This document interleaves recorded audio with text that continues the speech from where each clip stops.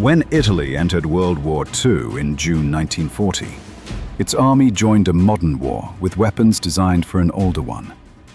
The Carro Armato M13/40 was intended to change that. A new medium tank, a product of Italian engineering optimism, developed by Fiat Ansaldo. It carried a 47mm Cannone da 47/32 main gun and four 8mm Breda machine guns. Its Fiat diesel engine, producing 125 horsepower, was innovative for the time. Most nations still relied on gasoline. But progress came with limits. Armor thickness ranged from 14 to 30 millimeters, and all plates were riveted, not welded. Rivets made production faster, but in combat, they became deadly. When a shell struck, rivets could shear off and ricochet inside the hull, turning the tank's own bolts into lethal shrapnel. By 1940, with T-34s, Crusaders and early Panzers already in the field, the M1340 was behind before it even rolled out of the factory. Each M13/40 took weeks to build, and many arrived at the front without spare parts or even functioning radios. Communication relied on signal flags, a 19th century method used in a 20th century war. Still, Italian crews trained hard. For them, the M13/40 was a matter of national pride, their first real medium tank. Crews consisted of 4 men: commander, gunner, loader, and driver. The small interior meant the commander also acted as gunner, making coordination inside the turret difficult. Yet morale was high. Soldiers believed that discipline and courage could compensate for mechanical limits. The M13/40's first real trial came not in Europe, but across the dunes of North Africa.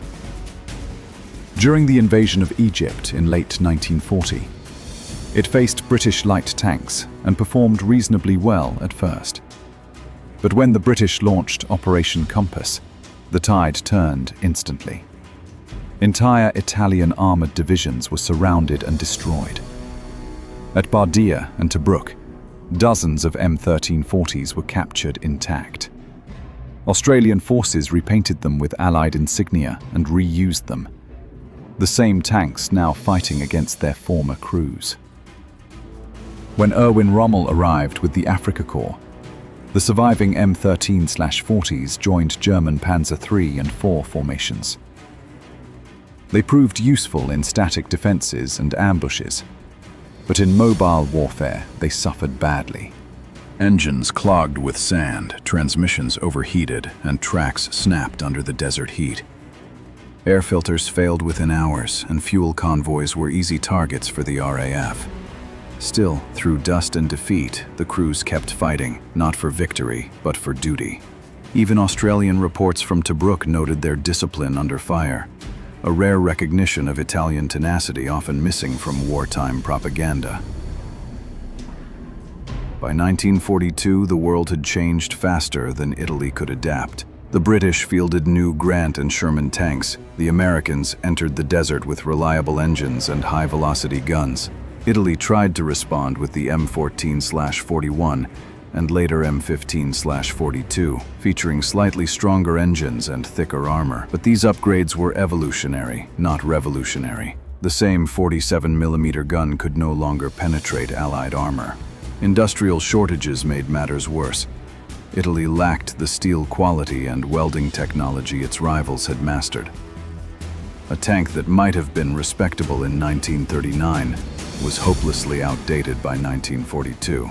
Yet the soldiers inside it fought on, often without air support, without reinforcements, and sometimes without fuel. For them, courage had to fill the gap that technology could not. When Italy signed the armistice in September 1943, the story of the M13/40 took unexpected turns.